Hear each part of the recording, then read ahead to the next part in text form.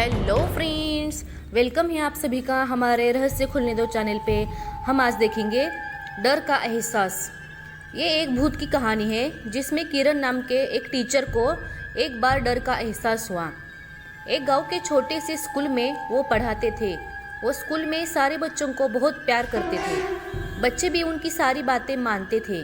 उनका घर स्कूल से बहुत दूर था और उन्हें जाने आने में बहुत दिक्कत होती थी, इसलिए उन्होंने स्कूल में एक अच्छा सा कमरा देखकर वहीं पर रहने लगे और बीच बीच में अपने गांव भी चले जाते थे।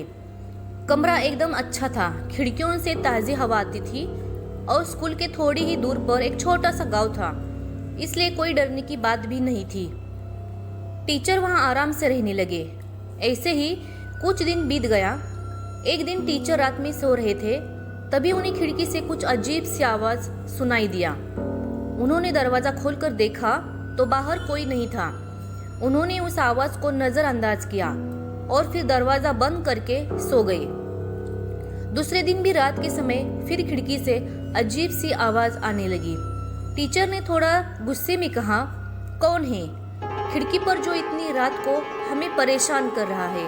और फिर ऐसा बोलते हुए दरवाजा खोले और वहीं पर खड़े होकर उस आवाज को सुनने की कोशिश करने लगे, लेकिन फिर कोई आवाज सुनाई नहीं दी। समय बदलता रहा और ऐसे ही हर रोज वो रात को सोते समय उस अजीब सी आवाज को सुनने की कोशिश करते रहे, लेकिन उन्हें कुछ नहीं सुनाई देता था। कई महीने बाद उन्हें पता लगा कि उस कमरे में कई सारी घटनाएं घट चुकी थी।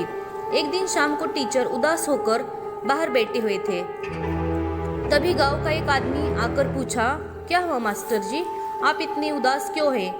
तब टीचर ने उस आदमी को रात में होने वाली सारी घटना को बता दिए।